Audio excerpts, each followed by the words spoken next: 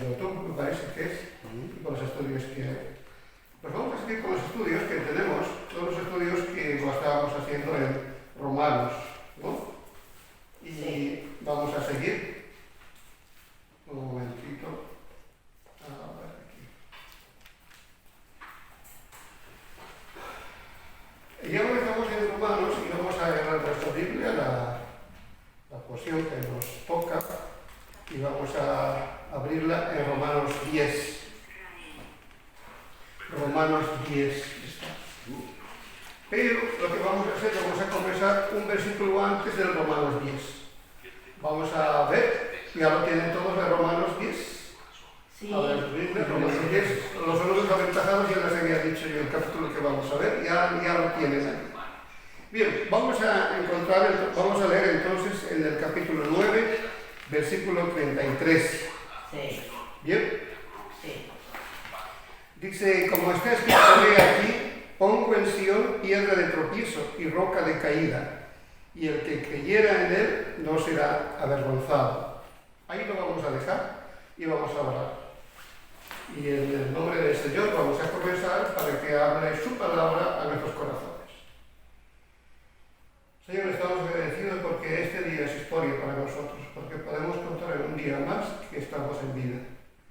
Danos, Señor, vida en nuestro corazón, de modo que podamos amar tu palabra, amarte a ti y sobre todas las cosas, Señor, estar contentos porque tú estás con nosotros. Ayúdanos, Señor, en este estudio y también en la parte de la oración para que nuestras palabras, Señor, sean dignas. En el nombre de Cristo. Amén. Amén. Bien, pues hemos comenzado entonces en este versículo y allí lo vamos a dejar. Pues sucede que de la iglesia donde yo provengo es la iglesia de Bonn, allí en Alemania. Y hace 40 años más o menos, allí, hace 40 años, el número de miembros era como el que teníamos, el que tenemos aquí. Y el local también era muy similar, así pequeñito, hace 40 años. Así que por la falta de espacio, pues se decidieron los hermanos a poder buscar otra alternativa, así como somos nosotros, ¿no? A mirar y todo. Y suerte que allí al frente había una parcela y la compraron, la parcela. Y la idea era para poder hacer un edificio grande de 4 plantas, como el ayuntamiento más o menos por ahí. Sí. Pasa que allí habían reunido dinero y era gente con mucho dinero también. En aquel tiempo era la capital de la Alemania Occidental, Bonn. Después de la separación de Berlín, pues Bonn, y allí estaba la central, estaba el gobierno. Y muchas personas que iban a la iglesia eran gente del gobierno. Así que había buenas ofertas. Claro. Se construyó entonces un edificio. Así que lo que se hizo primero es poner la piedra, una piedra en el edificio. La piedra de inicio, la piedra que va a dar lugar a ese edificio. La primera piedra. Y lo que sucede es que el pastor dijo, vamos a tener un culto especial y vamos a poner junto con la piedra angular una caja hermética, donde esté ahí dentro de esa caja hermética la Biblia del pastor que ya había fallecido y el fundador, y alguna historia también, ¿no? Y así pues la idea era para que se pueda recordar los que puedan encontrar en caso de hace años, se den cuenta, mira, aquí ha habido una iglesia de la historia, ¿no? En ese sentido. Sucede que en Alemania es así.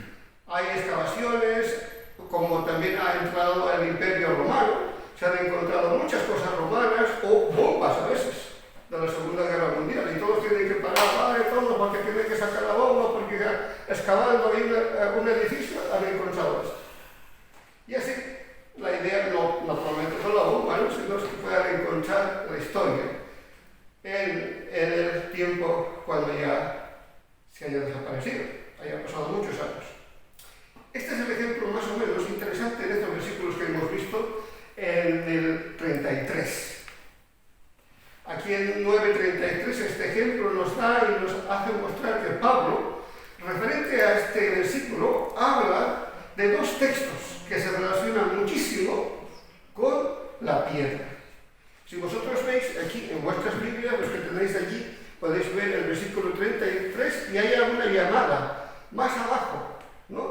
más abajo, que se va relacionando a Isaías 28:19.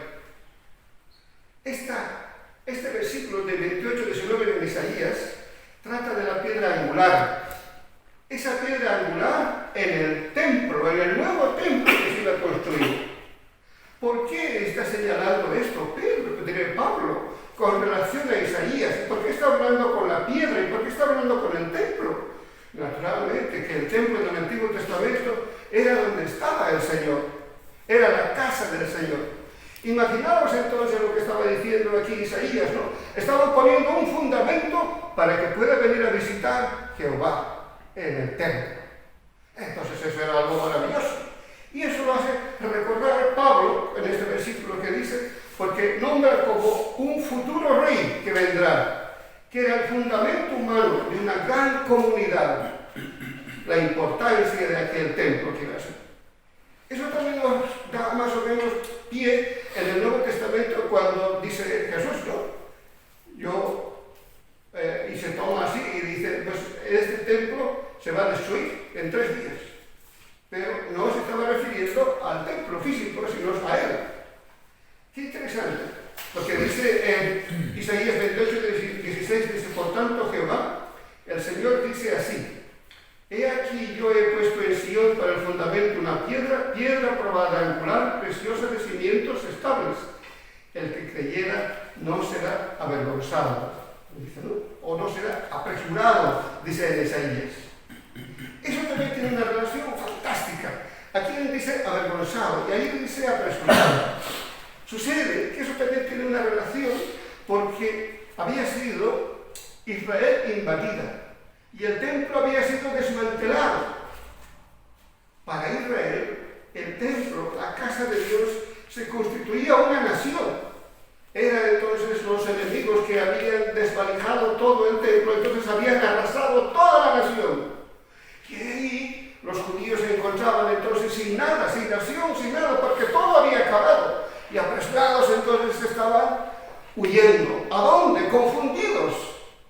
Y aquí dice el Señor, en los versículos siguientes, dice, ¿no?, que es la piedra y el que creyera no será avergonzado. Se está refiriendo entonces, es Jesús. Y el que se agarra de él no correrá avergonzado como si todo hubiese terminado, porque Él es el fundamento. Estos versículos nos nombran paso a paso una historia interesante. En Isaías 8 también se va relacionando este texto que hemos leído en 9:33 y habla también Isaías 8:14. Aquí habla el profeta, un pueblo rebelde judío de Dios, como parte de su juicio, y dice que colocará una piedra ante ellos sobre la cual tropezarán y caerán. Isaías 8:14. Dice, entonces él será por santuario, pero a las 2 casas de Israel, él será el santuario, pero a las 2 casas de Israel, tanto a Judea como también a Israel, será un tropezadero para caer por un lazo y por una red de morada de Jerusalén. Aquí naturalmente también está hablando de Jesús. Está ya profetizando que va a ser un tropezadero para aquellos que no creen en Jesús, ya sea en Judea, ya sea en Samaria, en todo relacionado con su pueblo.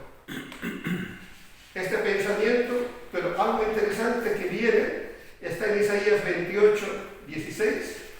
Dice, ¿no?, que termina, este versículo 28:16 termina con una promesa que Pablo aplica a ambos pensamientos. Relacionado siempre con 9:33, dice, el que en él cree no será avergonzado. Aquí Pablo combina estos 2 pasajes, en otras palabras, las que hemos escuchado de Isaías. Está diciendo que Dios no ha cambiado el plan, sino que se está cumpliendo. Y así lo demuestran las Escrituras. El fundamento, entonces, para la nueva casa de Dios ha sido establecida. En otras palabras, está diciendo. Ahora, y para aquellos que no creen en Él, en el Mesías, entonces será un tropezadero y caerán al suelo. Una vez más, entonces, Pablo explica el fracaso de Israel, quienes no habían creído en Jesús como el Mesías, su obra misionera, cuando estaba caminando por aquellos pueblos palestinos. No le creían. Estaba anunciando el reino de los cielos. Entonces, era un tropezadero para su propio pueblo. Era un fracaso. No reconocían a Jesús como el Hijo de Dios. Entonces, eso tampoco no significaba que los planes de Dios se habían frustrado, había cambiado. Los planes seguían. El cumplimiento, entonces, iba a llegar a su final. Todo esto estoy nombrando y estoy relacionando y voy a relacionar también muchísimo el Antiguo Testamento.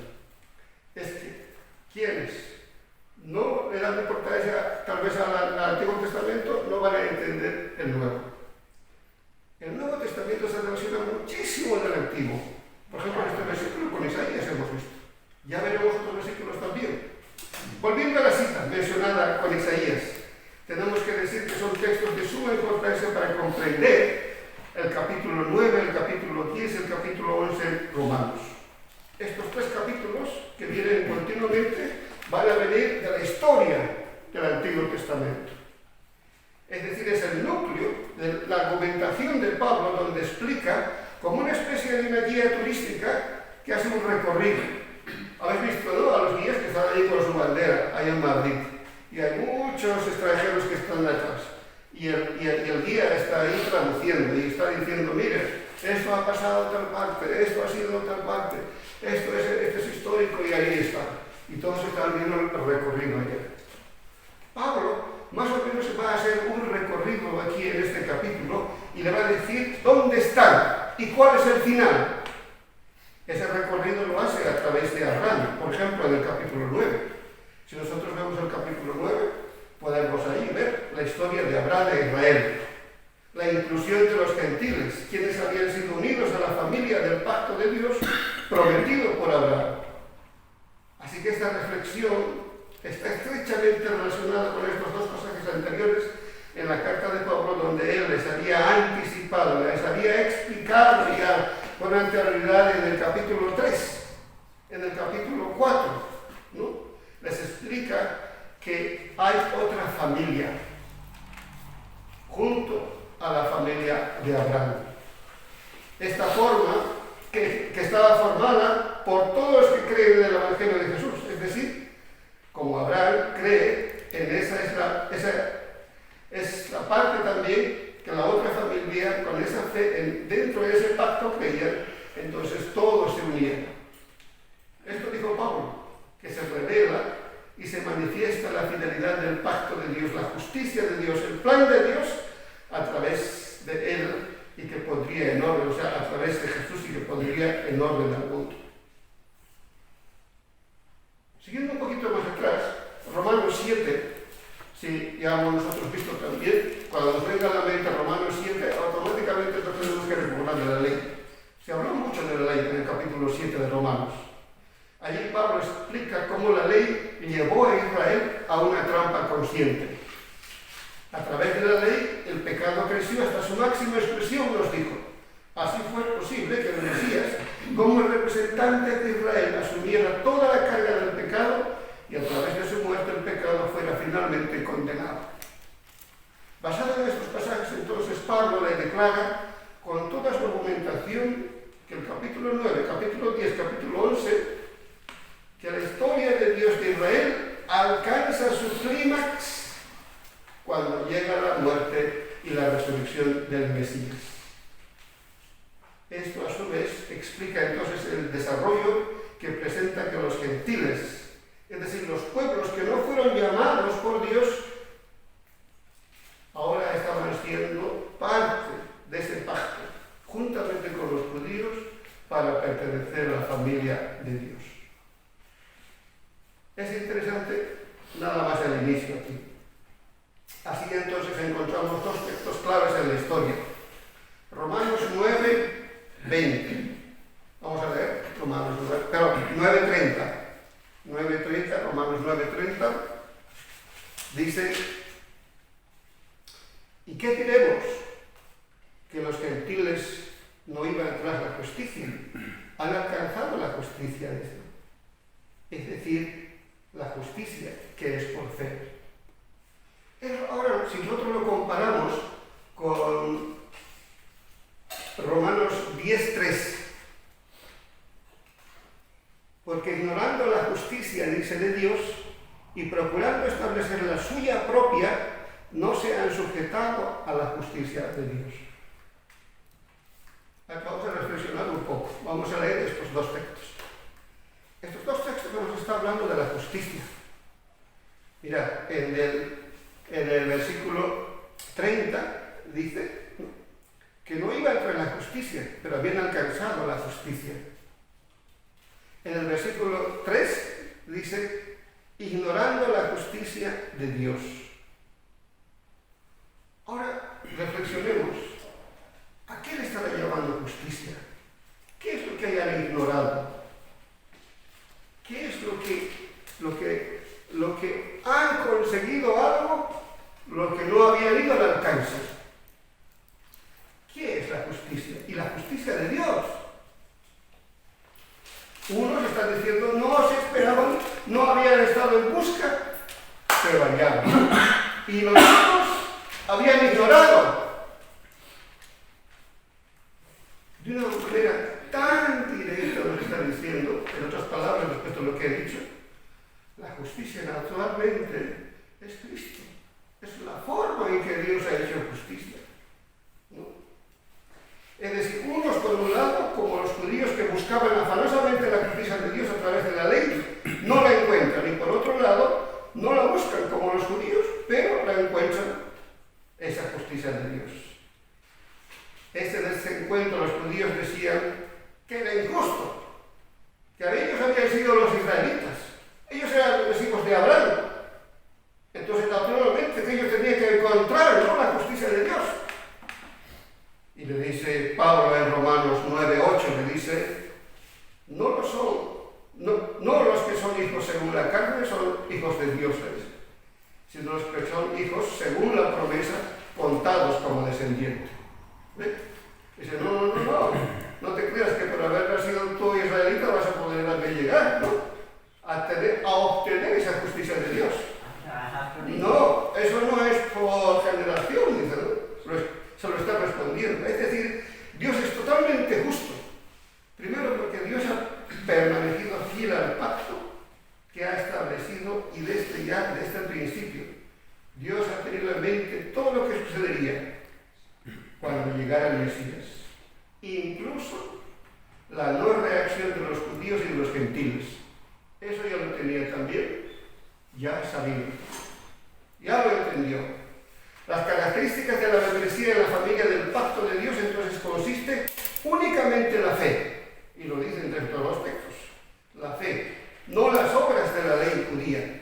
Por lo tanto, los gentiles que creen en el Evangelio entonces son miembros del pleno pueblo de Dios, prometido por Abraham. Los judíos en tiempo de Pablo intentaban con todas sus fuerzas hacer de la ley un distintivo de pertenencia al pacto. Pablo mismo les había hablado, o Pablo mismo también había actuado de esa manera, porque Pablo, antes de su conversión, era, dice, una persona judía de la élite. Y él quería cumplir, él quería llegar justamente a hacer la voluntad de Dios, obedecer la voluntad de Dios, y obedecía la ley.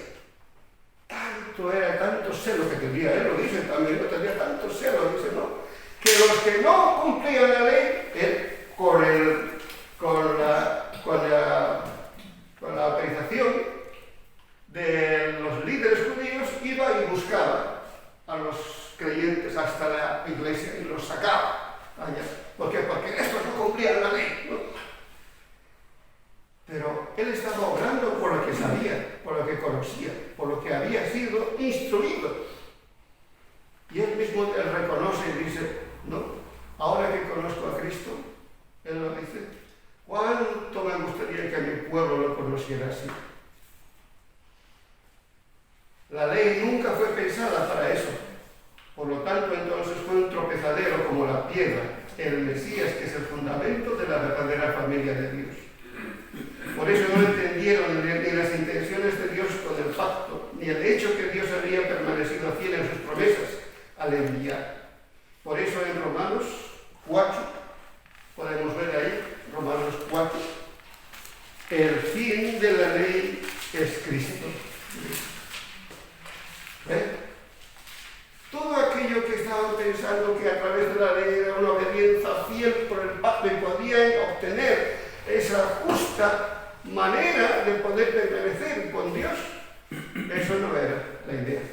¿Por qué? Porque el plan de Dios era haber enviado a Jesús, al Mesías. Y con el Mesías era el fin de toda la ley. Comprendido este texto, entonces, ya podemos entender el corazón de Pablo, esa revelación que él tenía, ese despliegue, ese corazón que tenía. Por eso si leemos en Romanos 9, versículo 1, podemos leer, dice, verdad digo en Cristo, dice, no miento. Aquí está hablando su corazón de Pablo.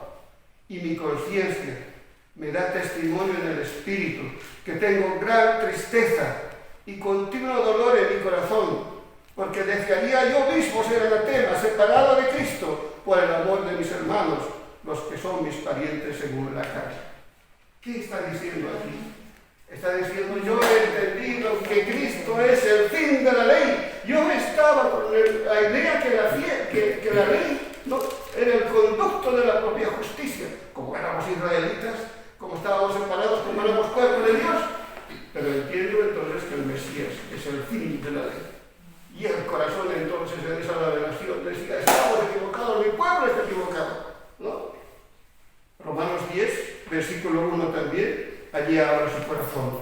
Romanos 10, versículo 1 dice, hermanos, dice, ciertamente el anhelo de mi corazón y mi oración a Dios por Israel es para la salvación.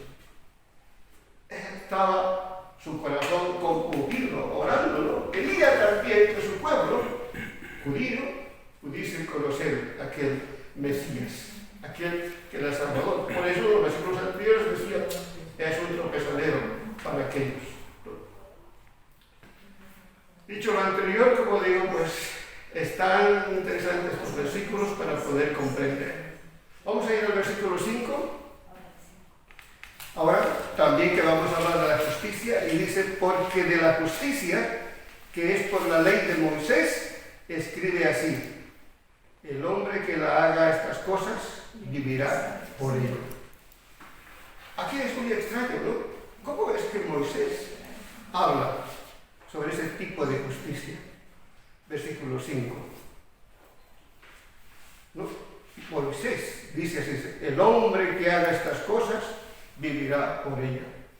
Se está refiriendo naturalmente, sí, a la ley. ¿Cómo? Estas cosas de la ley y va a vivir. Y ahora viene Pablo y dice que no. Y Moisés, en el Antiguo Testamento, dice que sí. ¿Cómo lo podemos entender? Estos textos que vemos en el versículo 6 y 8, lo vamos a leer, dice así, pero la justicia que es por la fe, dice así, no digas en tu corazón, ¿quién subirá al cielo? Esto es para traer abajo a Cristo. ¿O quién descenderá al abismo? Esto es para hacer subir a Cristo entre los muertos.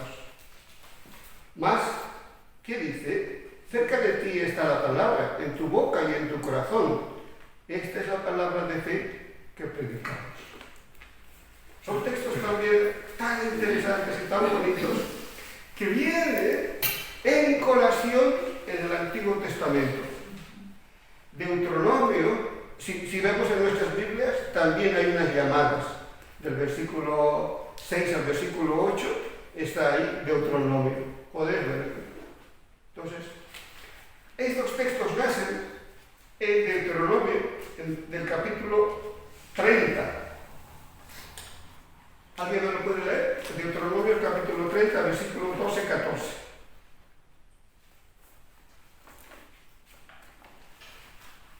Deuteronomio 30, Un texto impresionante también, lleno de promesas. ¿Lo tenemos por allí? No está en el cielo para que diga quién subirá por nosotros al cielo y nos la traerá y nos la hará oír para que lo cumplamos. Ni está al otro lado del mar para que digas quién pasará por nosotros el mar, para que nos lo traiga y nos los hagas oír a fin de que lo cumplamos.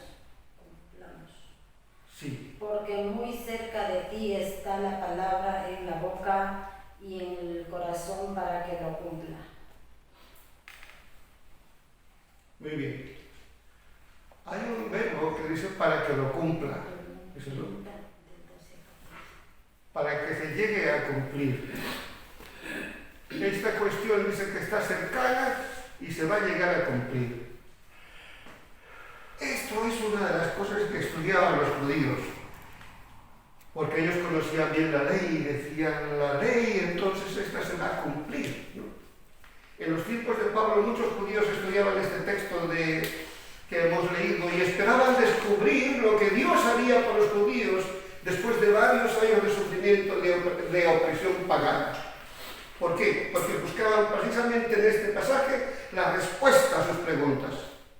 Pues sucede que si nos vemos en el capítulo 28 de Deuteronomios, vemos el capítulo 29 de Deuteronomios, está hablando de las maldiciones y de las bendiciones.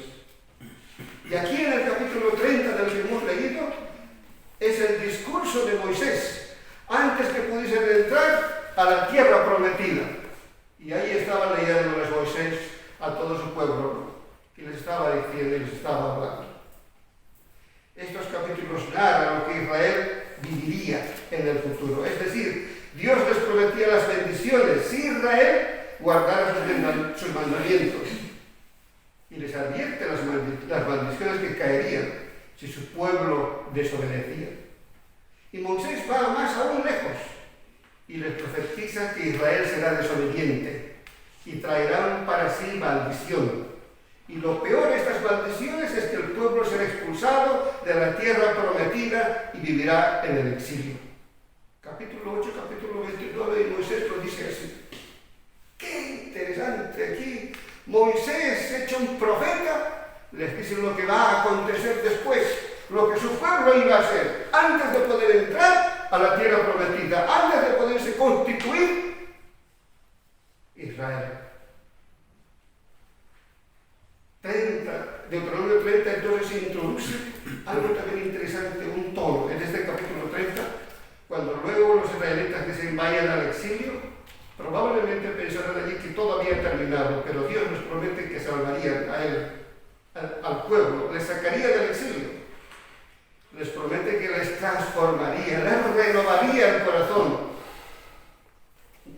Por eso les dice, yo les prometo, les sacaré. Y no tendrán que subir al cielo para recibir la ley, ni tampoco tendrán que bajar al mar para encontrarla. La ley vendrá y las encontrará. El exilio terminará y la maldición será levantada e Israel será redimida, salvada. ¡Wow! ¡Qué palabras! ¡Qué manera de poder hablar aquí Moisés! Esa esperanza que le daba al pueblo. Pero el pueblo se había equivocado porque la ley la tomaban de otra manera. ¿Y saben quién era la ley? Lo está diciendo Romanos, el fin de la ley es el Mesías, es Jesús. Pero los judíos se preguntaban cómo se presentaría esta situación. ¿Cómo podría Israel, en medio de esa opresión, de esa cautividad por la parte de las naciones extranjeras que estaban viviendo, alcanzar aquella salvación prometida por aquellos textos? ¿Cómo se comportarían entonces? ¿Cómo saldrían de esa presión social, política que estaban viviendo ahí? Porque claro, estaban esclavizados dentro de esa nueva cultura. Estas preguntas atormentaban a los pensadores judíos en aquel tiempo. Muchos de ellos consideraban el dominio de las naciones como habían entrado a ser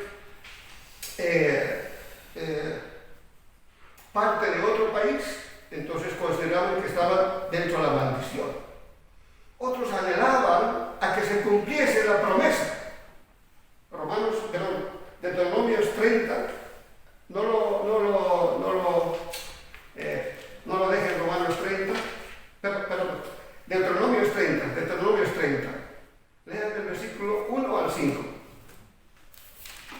Deuteronomio 30.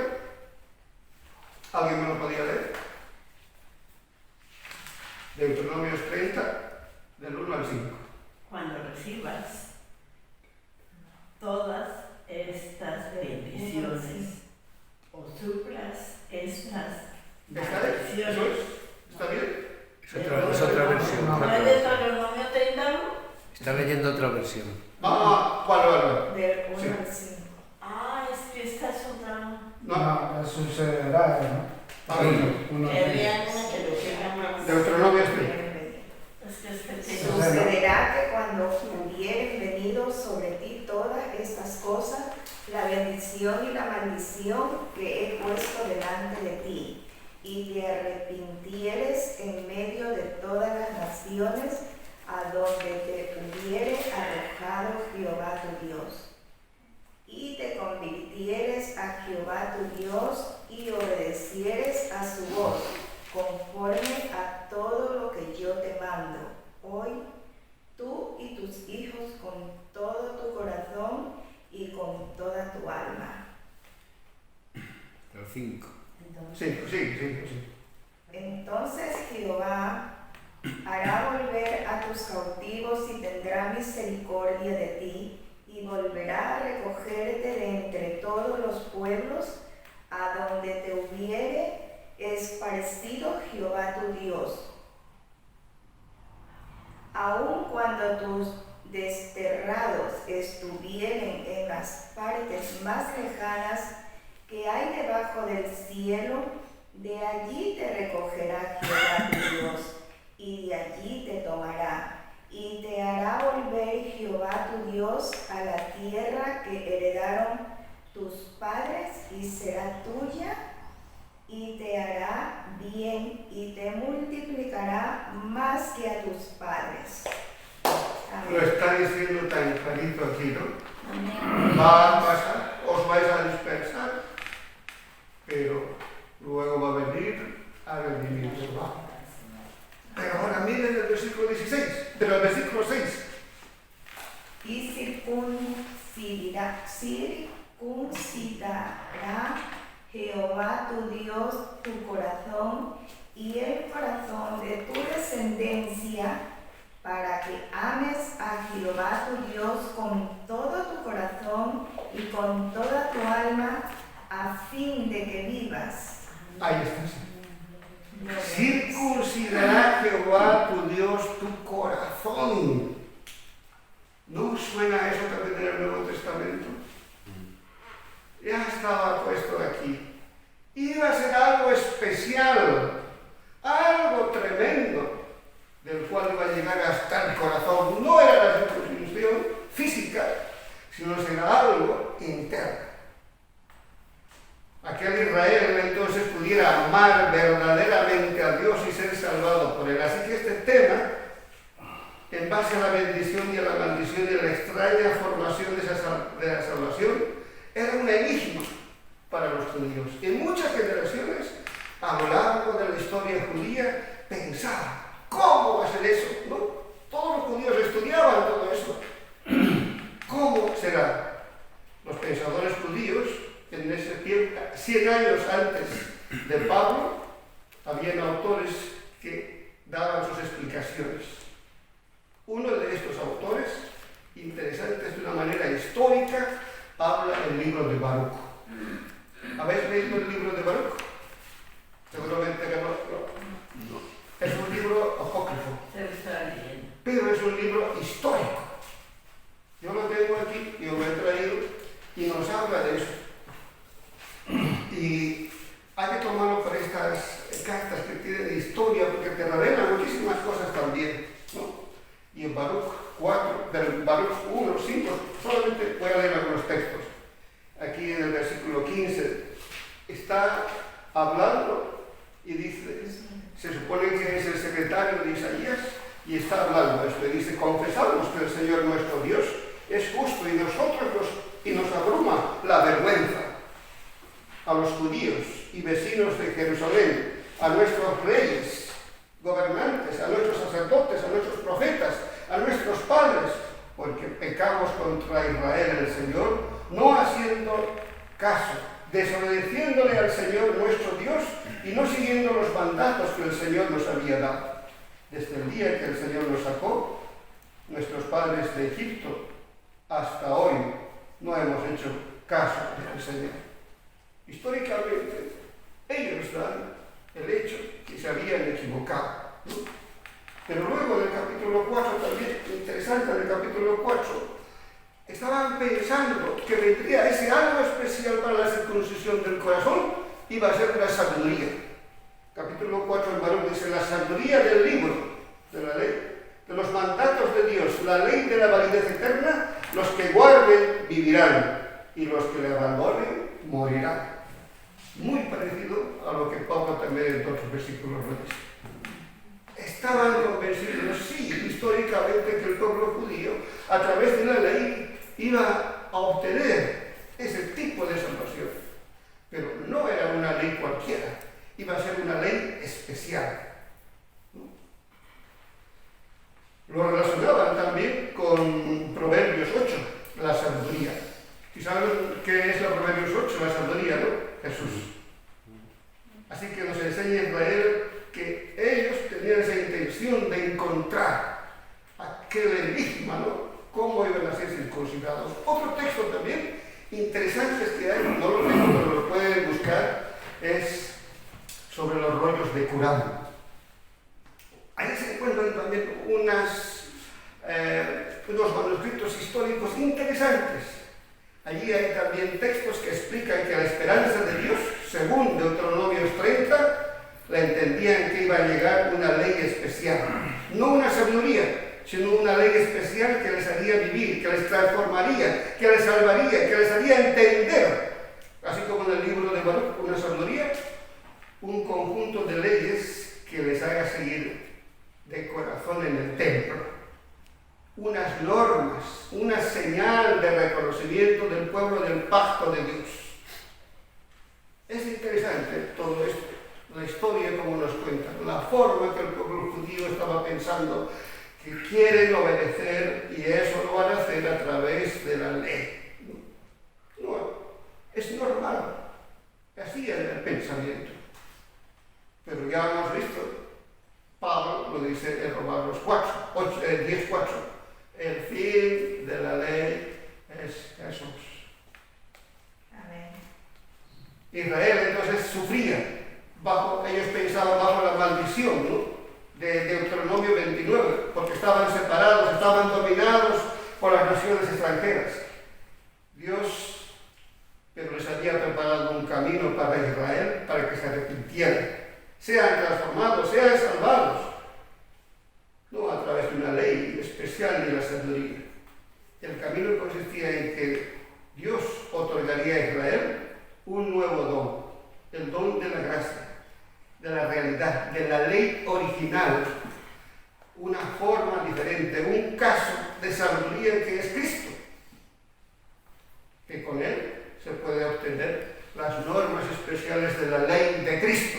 Habéis escuchado también, ¿no? En Romanos, dice la ley de Cristo. La sabiduría de Él, la salvación, el camino de Él. Cristo entonces será la respuesta.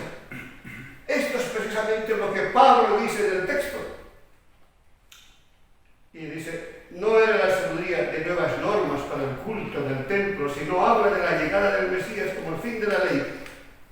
No es necesario subir al cielo para que el Mesías ya haya descendido a vosotros. No era necesario ir a lo profundo, ¿no? El Mesías ya había resucitado entre los muertos. Qué interesante Deuteronomio 30, donde promete el final definitivo del exilio. En Jesús el Mesías, Él es ese don. Esta es la explicación que Pablo pone en este tema. ¿Y por qué tomaría esto? Uy, lo hemos pasado, ¿no? Unos 45 minutos. Bueno, termino un poquito y lo termino. ¿Por qué ha hablado aquí Pablo, que utilizaba estas imágenes? A veces que no se entienden estos textos. Subir, bajar, así, de una manera complicada. La pregunta sería entonces, ¿dónde encaja la fe? ¿No?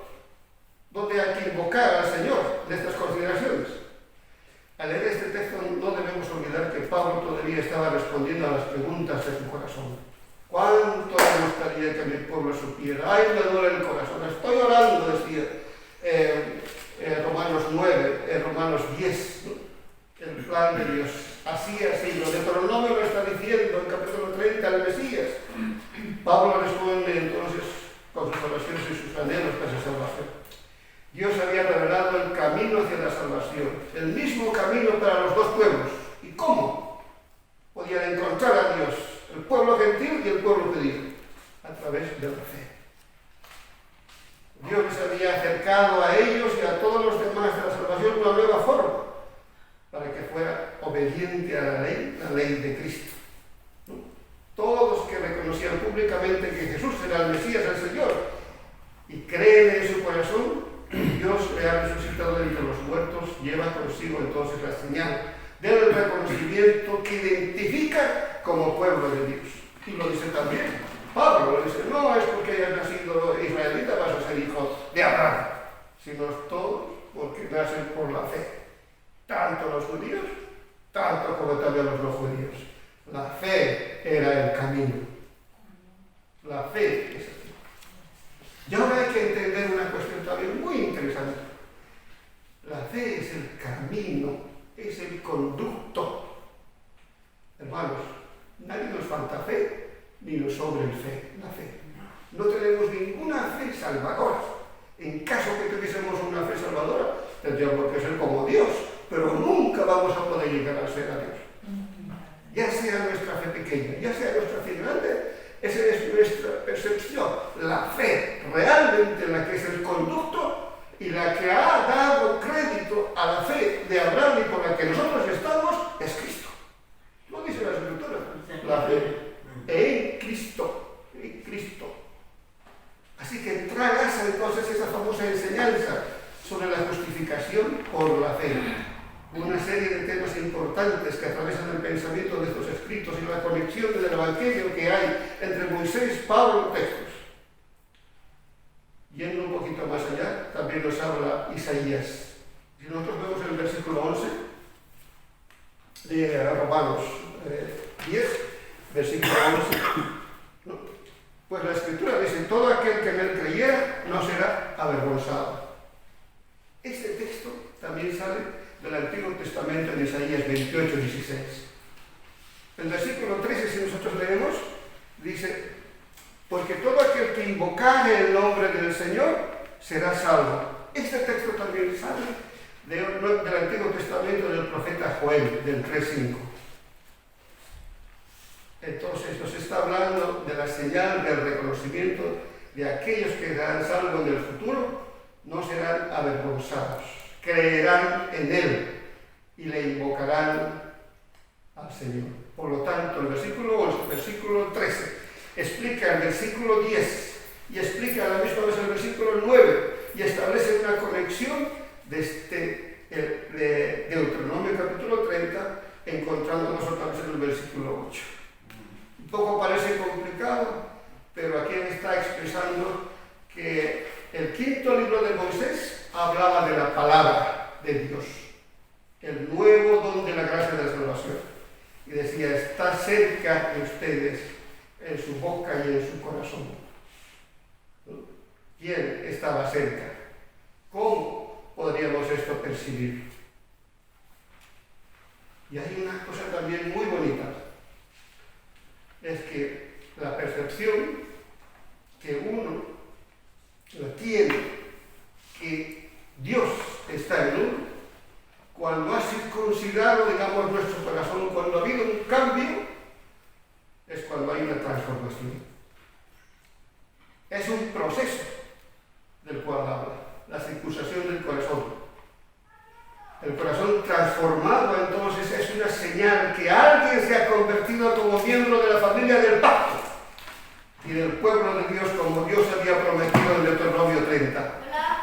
Este corazón entonces transformado se manifestaba por un lado una declaración pública por Jesús y por el otro lado la fe que había resucitado de los muertos. Así que Pablo ha tomado estas enseñanzas esenciales del Antiguo Testamento sobre la salvación que ha compuesto estos pensamientos. Israel anhelaba ser salvado también, y Pablo también lo quería eso. una conversión, una circuncisión del corazón, una renovación del corazón. Y la única manera que podían tener es Jesús. Es Cristo. Esta era la señal. Ahora, si los judíos deseaban recibir entonces la salvación que ahora se les ofrece del Mesías, debían aprender como Pablo habían aprendido, a comprender quién era el Mesías en esa nueva comunidad. Entonces, si habían comprendido, tenían que haber confesado Jesús como Señor. ¿No dice estos versículos? ¿Quién confiesa? Dice, ¿no? A Jesús Señor. Tenían que ser bautizados. Se establecería otra vez una conexión, otra vez en Romanos 6. Y tenían que decirle al Señor. En tiempos de Pablo, el título de Señor era para el emperador. Si dicen algo, el Señor era para el emperador. Pero decirle a Jesús, que en el contexto no era el emperador, pero le reconocían, ¿no?, más superior que el propio emperador, y hablaban que Jesús es el Señor. Entonces sí, habían comprendido quién era Jesús en aquel tiempo. Pablo no deja ninguna duda que Jesús se había encarnado en el Dios de Israel. Y el Cristo que había venido, entonces se había visitado allí. Cuando dice en esta palabra también, Jesús es el Señor, en el original también se puede ver que es Jehová el Señor. Es decir, Dios, la visitación a través de Jesús, había hecho, tal como esperaban los judíos. ¿No? Nos va a visitar el Señor, nos va a salvar, vamos a meter, estamos oprimidos aquí. Y Dios lo ha hecho a través de su Hijo Jesús. También se ha acercado a Dios allí. Entonces, el pueblo judío tenía que reconocer al Hijo de Dios. Y podía dar a entender entonces que Dios les había visitado y poder confesar: Él es mi Señor, Él es mi Salvador, Él es el camino y Él es el conducto hacia Dios. Amén.